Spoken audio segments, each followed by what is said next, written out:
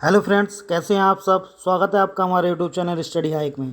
दोस्तों, आज हम इस वीडियो में बात करने वाले हैं स्थानीय शासन के बारे में। भारतीय संविधान एवं लोक प्रशासन के तहत जो है आपका स्थानीय निकाय एवं पंचायती राज संस्थाओं का जो टॉपिक दिया गया है, आज हम उसमें इसके बारे में बात करने वाले हैं। तो दोस्तों, आज इस वीडियो में हमारे साथ अंत तक बने रहिए और जिन लोगों ने हमारे चैनल को सब्सक्राइब नहीं किया, सब्सक्राइब जरूर कर लें। तो चलिए दोस्तों, स्टार्ट करते हैं स्थानीय शासन। तो स्थानीय शासन जो है, आपने देखा होगा कि प्राचीन भारत से ही जो है हमारे देश के अंतर्गत एक तरह से विद्यमान है। वो बात अलग है कि वो उसका जो रूप समय समय पर परिवर्तित होता रहा है। तो ग्राम समुदाय की अगर बात करें तो प्राचीन भारत में सभा के नाम से, यानी कि जो वेदों में बताया गया है, सभा और समिति नाम की दो जो है एक संस्थाएं थी। तो उसमें सभा के रूप में जो है ये मौजूद था। समय बीतने के साथ साथ गांव में इन सभाओं ने जो है पंचायत का रूप ले लिया और समय के साथ साथ पंचायतों की भूमिका और काम में भी जो है परिवर्तन होता रहा। आधुनिक समय में अगर बात करेंगे स्थानीय शासन की, तो लॉर्ड रिपन जो कि भारत के वायसराय थे, उन्हें जो है स्थानीय शासन के जनक के तौर पर देखा जाता है, जिसका प्रमुख कारण है कि उन्होंने इन निकायों के बनाने की दिशा में पहलकदमी की। बात करते हैं गवर्नमेंट ऑफ इंडिया एक्ट 1919 की। इनके बनने पर जो है प्रांतों में ग्राम पंचायत जो है बने और सन 1935 में गवर्नमेंट ऑफ इंडिया एक्ट के बाद यह जो प्रवृत्ति है वो जारी रही और उसमें आगे भी काम होते रहे।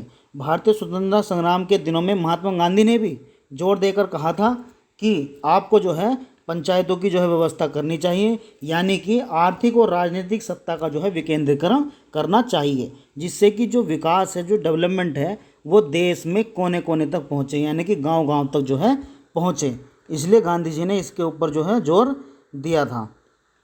तो जब संविधान बना तो स्थानीय शासन का जो विषय था वो प्रदेशों को सौंप दिया गया, यानी कि जो प्रदेश थे, यानी कि स्टेट थे, हमारे जो राज्य सरकारें थीं, उन्हें जो है इसका जो है कार्यभार सौंपा गया। और संविधान के नीति निर्देशक सिद्धांतों में, यानी कि मैंने इससे पहले की वीडियो में भी आपको बताया था कि जो नीति निर्देशक तत्व हैं जो हमारे संविधान में दिए गए हैं, आर्टिकल 36 से लेकर 51 तक, उसमें एक आर्टिकल है 40, उसके अंतर्गत भी बताया गया है कि जो है भारत में ग्राम पंचायतों की व्यवस्था जो है करनी चाहिए। ये सरकार का जो है दायित्व है, जिससे कि जो विकास है वो गांव-गांव में कोने कोने तक देश के पहुँचे।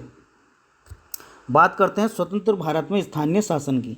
तो संविधान के 73वें और 74वें संविधान संशोधन जो किए गए हैं, वो इन्हें मजबूती और इनको आधार जो है प्रदान करते हैं। लेकिन इससे पहले भी स्थानीय शासन जो है निकाय बनाने का जो काम चल रहा था, उसके लिए प्रयास हो रहे थे। इस सिलसिले में जो सबसे पहला नाम आता है वो आता है 1952 में सामुदायिक विकास कार्यक्रम का।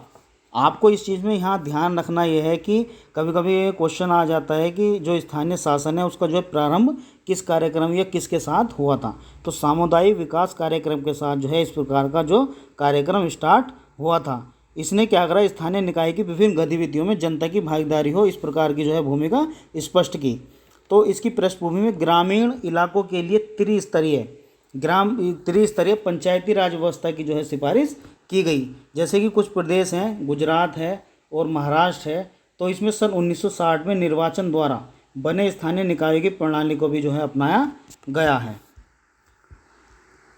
बात करते हैं 1987 के बाद स्थानीय शासन की संस्थाओं के गहन पुनर्विलोकन की शुरुआत हुई और सन 1989 में पी.के. थुंगन समिति ने स्थानीय शासन के निकायों को संवैधानिक दर्जा देने के लिए प्रदान करने के लिए जो है सिफारिश की, जिसके बाद जो है इस पर जो है और ज़्यादा गहराई से विचार किया गया। बात करते हैं 73वें और 74वें संविधान संशोधन की। तो सन 1989 में केंद्र सरकार ने 2 संविधान संशोधनों को जो है आगे बढ़ाया। इन संशोधनों का जो लक्ष्य था वो था स्थानीय शासन को मजबूत करना और अपने देश में इसके कामकाज तथा बनावट में एकरूपता लेकर आना। क्योंकि इससे पहले जो पंचायतों की जो व्यवस्था थी, उसका जो कार्यभार था, उसमें होता क्या था कि वो रेगुलरिटी नहीं थी, कंटिन्यूटी नहीं थी। यानी कि पंचायत जो चुनाव होने थे वो कराए भी जाते थे, यानी कि मन मर्जी पर डिपेंड करते थे कि करा भी दिए और नहीं भी कराए। तो इसलिए जो है इसे संवैधानिक जो है अधिकार एक बनाया गया, जिसके कारण जो है लगातार हर 5 वर्ष में जो है इसके चुनाव होते हैं। तो बाद में आप देखेंगे कि 1992 में जो है 73वें 74वें संविधान संशोधन को संसद में पारित किया गया और 73वां संविधान की अगर संशोधन की बात करेंगे आप, तो जो है स्थानीय शासन से जुड़ा है। इसके संबंध में पंचायती व्यवस्था की संस्थाओं से है। और संविधान का जो 74वां संविधान संशोधन है वो स्थानीय शासन में नगर पालिका से जुड़ा है। यानी कि बात 73वें की करोगे तो ये पंचायती राज, यानी कि जो गांव में पंचायत देखते हैं आप, जो एक या एक से अधिक गांव को मिला करके बनाई जाती है, वो 73वें संविधान संशोधन के तहत और 11वीं अनुसूची के तहत संविधान में जो है जोड़ी गई है। और 74वें संविधान संशोधन में जो 12वीं अनुसूची जोड़ी गई है और उसके अंतर्गत जो बताया गया है वो नगर पालिकाओं के बारे में बताया गया है।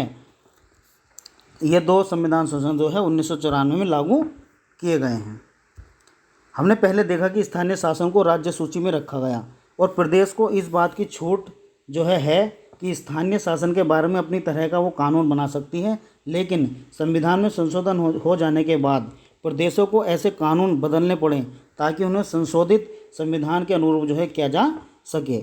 और प्रदेशों को इन संशोधनों के आलोक्य में स्थानीय शासन के अपने अपने कानून में जरूरी बदलाव भी जो है करने के लिए 1 वर्ष का जो है समय दिया गया है। बात करें अगर 73वें संविधान संशोधन की, तो इसके अंतर्गत जो है त्रिस्तरीय बनावट जो है दी गई है।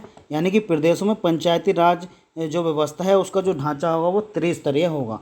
सबसे पहले अगर पायदान की बात करें तो ग्राम पंचायत आती है, जो एक या एक से अधिक गांव के मिलने से जो है बनती है। इसके एक से ज़्यादा गांव भी जो है इसमें हो सकते हैं। और अगर मध्यवर्ती की बात करें, यानी कि बीच का जो स्तर है उसे कहते हैं हम खंड या तालुका, ब्लॉक जिसे कह देते हैं। तो इस पायदान पर कायम स्थानीय शासन के निकाय को मंडल या तालुका पंचायत भी जो है कहा जाता है। प्रदेश आकार में छोटे हैं, वहाँ मंडल या तालुका पंचायत यानी कि मध्यवर्ती स्तर को बनाने की जो है ज़रूरत नहीं है। सबसे ऊपर वाले पायदान की अगर बात करोगे तो जिला पंचायत का नाम आता है। इसके दायरे में जिले का जो है पूरा ग्रामीण इलाका जो है आ जाता है। ठीक है। संविधान के 73वें संशोधन में इस बात का प्रावधान है कि ग्राम सभा जो है ना अनिवार्य रूप से बनाई जानी चाहिए। अगर इसके चुनाव की बात करेंगे तो पंचायती राज संस्थाओं के तीनों स्तरों का जो चुनाव है वो सीधे जनता करती है और हर पंचायती निकाय की अवधि जो है 5 साल की होती है। यानी कि 5 साल बाद प्रदेश की जो सरकार है वो पंचायत को भंग कर देगी और इसके 6 माह के भीतर नए चुनाव जो है कराने आवश्यक हो जाते हैं। निर्वाचित स्थानीय निकायों के अस्तित्व को सुनिश्चित रखने वाला यह बहुत ही महत्वपूर्ण प्रावधान दिया गया है। संविधान का 73वां संविधान संशोधन से पहले कई प्रदेशों में जिला पंचायत निकायों के चुनाव जो है अप्रत्यक्ष रीति से होते थे और पंचायती संस्थाओं को भंग करने के जो है बाद यानी कि तत्काल बाद चुनाव कराने के संबंध में कोई भी जो है प्रावधान नहीं था। यही कारण है कि इन्हें जो है संवैधानिक रूप दिया गया। बात करते हैं इसमें आरक्षण की, तो सभी पंचायती संस्थाओं में 1/3 सीट जो है महिलाओं के लिए आरक्षित की गई हैं। तीनों स्तर पर अनुसूचित जाति अनुसूचित जनजाति के लिए जो है सीट में आरक्षण की व्यवस्था की गई है। यह व्यवस्था जो है अनुसूचित जाति और जनजाति की संख्या के अनुपात में की गई है, यानी कि उसके अनुपात पर जो है निर्भर करती है।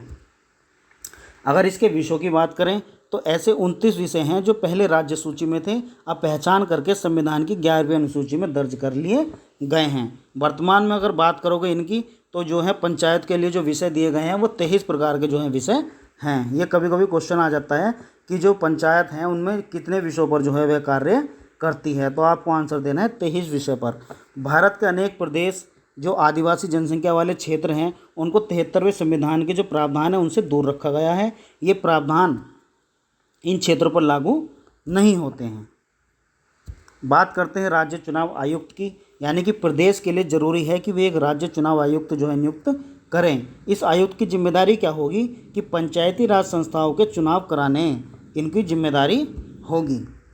बात करते हैं वित्त आयोग की, राज्य वित्त आयोग की, तो प्रदेश की सरकार के लिए हर 5 वर्ष में प्रादेशिक वित्त आयोग बनाना होगा और बहुत ज़रूरी है। और यह आयोग प्रदेश में मौजूद स्थानीय शासन की संस्थाओं की आर्थिक स्थिति का जायजा लेगा, यानी कि उन्हें बजट भी आवंटन जो है करेगा। इसी प्रकार 74वां संविधान संशोधन है जो कि हमने 73वें संविधान संशोधन में देखा कि पंचायती राज संस्थाओं के लिए यानी कि पंचायतों के लिए है। उसी प्रकार जो 74वां संविधान संशोधन है वो नगर पालिका से संबंधित हैं और उसके लगभग सभी प्रावधान जो हैं इसी प्रकार से जो है इसके अंतर्गत दिए गए हैं। तो दोस्तों ये थी जो हमारे वीडियो स्थानीय निकाय और पंचायती राज संस्थाओं के बारे में। इससे संबंधित और जानकारी हम अपनी नेक्स्ट वीडियो के माध्यम से आपको देते रहेंगे। और आज की वीडियो में दोस्तों इतना ही, तब तक के लिए धन्यवाद।